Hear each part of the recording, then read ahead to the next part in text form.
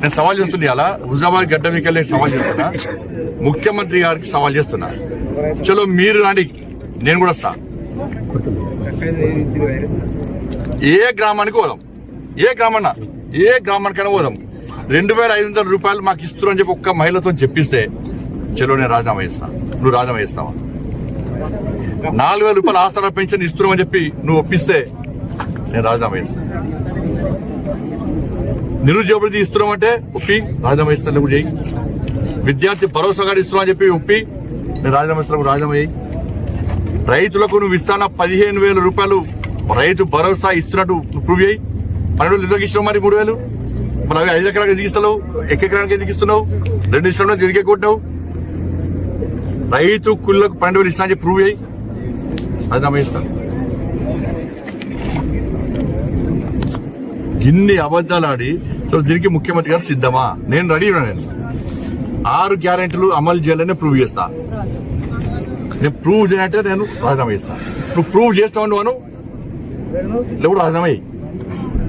నువ్వు ప్రూవ్ చేస్తే నేను రాజీనామా చేస్తా, నేను ప్రూవ్ చేస్తే నువ్వు రాజీనామా. దీనికి సిద్ధమా రాష్ట్ర ముఖ్యమంత్రి గారు? ఇది ఎవరు ముందు జరగాలి?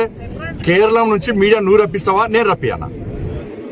కేరళం నుంచి మీడియాను నువ్వు రప్పిస్తావా, నేను రప్పియానా? దానికి సిద్ధమా నువ్వు చెప్పు. ఢిల్లీ పోయి కేరళ పోయి మూటల పైపుడు కాదు, ఒక్కరోజు చక్కెర నింపొచ్చినావా? ఒక్కరోజు మూటల పైపు వచ్చినాడు పోయి. ఈడ పైసలు రైతులకు రైతు భరోసా వేయడానికి 5 ఎకరానికి అయినా పనిచేయదు, 1 ఎకరానికి ఇస్తావు. కానీ ఢిల్లీకి మూటలపై కేరళ పోయి కేరళలో తమిళనాడు ఎలక్షన్లు ఖర్చు పెట్టడానికి మాత్రం తెలంగాణ నుంచి మూటలు అప్పచెప్తారు స్పెషల్ ఫ్లైట్లో పోయి. ఇది మంచి పద్ధతి కాదు. నేను కేరళంలోని మీడియాకి అప్పీల్ చేస్తున్నా. గతంలో మహారాష్ట్ర, బీహార్ నుంచి మీడియా వచ్చి ఈడ విచారణ జరిపారు, మహిళలందరూ తిరగబడ్డారు. ఇప్పుడు అదే పరిస్థితి ఉన్నది. ఇలా కేరళం నుంచి మీడియా వచ్చి వాస్తవాలు తెలిపి ఇవాళ కాంగ్రెస్ పార్టీ ఒక బండారాన్ని కేరళంలో బయటపెట్టాల్సిందిగా అక్కడ మీడియా విజ్ఞప్తి చేస్తున్నా. నా సవాల్కు రాష్ట్ర ముఖ్యమంత్రి సిద్ధమా చెప్పాల్సిందిగా నేను ముఖ్యమంత్రి గారు సవాల్ చేస్తున్నా. నేను సవాల్ చేస్తున్నా, అలా హుజాబాద్ గడ్డ మీకెళ్ళి సవాల్ చేస్తున్నా, ముఖ్యమంత్రి గారికి సవాల్ చేస్తున్నా. చలో మీరు రాండి, నేను కూడా వస్తా. ఏ గ్రామానికి పోదాం, ఏ గ్రామానికైనా పోదాం. 2500 రూపాయలు మాకు ఇస్తున్నారు అని చెప్పి ఒక్క మహిళతో చెప్పిస్తే చలో నేను రాజీనామా చేస్తా. నువ్వు రాజీనామా చేస్తావా? 4000 రూపాయలు ఆసరా పెన్షన్ ఇస్తున్నావు అని చెప్పి నువ్వు ఒప్పిస్తే నేను రాజీనామా చేస్తా. నిరుద్యోగ భృతి ఇస్తున్నామంటే ఒప్పి రాజీనామా ఇస్తాను, నువ్వు చేయి. విద్యార్థి భరోసా గారు ఇస్తున్నావు అని చెప్పి ఒప్పి నేను రాజీనామా ఇస్తాను, రాజీనామా చేయి. రైతులకు నువ్వు ఇస్తాన 15,000 రూపాయలు రైతు భరోసా ఇస్తున్నట్టు ప్రూవ్ చేయి.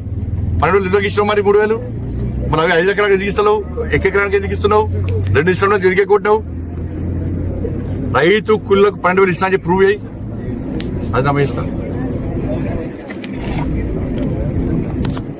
ఇన్ని అబద్దాలు ఆడి సో దీనికి ముఖ్యమంత్రి గారు సిద్ధమా? నేను రెడీ ఉన్నా. నేను 6 గ్యారెంటీలు అమలు చేయాలని ప్రూవ్ చేస్తా.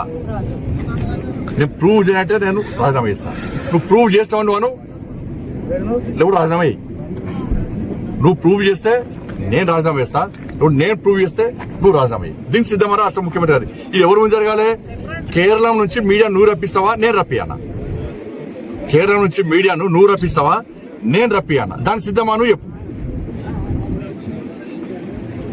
ఢిల్లీ పోయి కేరళ పోయి మూటల పైపుడు కాదు, ఒక్కరోజు చక్కెర నింపొచ్చినావా? ఒక్కరోజు మూటల పైపు వచ్చినాడు పోయి. ఈడ పైసలు రైతులకు రైతు భరోసా వేయడానికి 5 ఎకరానికి అయినా పనిచేయదు, 1 ఎకరానికి ఇస్తావు. కానీ ఢిల్లీకి మూటలపై కేరళ పోయి కేరళలో తమిళనాడు ఎలక్షన్లు ఖర్చు పెట్టడానికి మాత్రం తెలంగాణ నుంచి మూటలు అప్పచెప్తారు స్పెషల్ ఫ్లైట్లో పోయి. ఇది మంచి పద్ధతి కాదు. నేను కేరళంలోని మీడియాకి అప్పీల్ చేస్తున్నా. గతంలో మహారాష్ట్ర, బీహార్ నుంచి మీడియా వచ్చి ఈడ విచారణ జరిపారు, మహిళలందరూ తిరగబడ్డారు. ఇప్పుడు అదే పరిస్థితి ఉన్నది.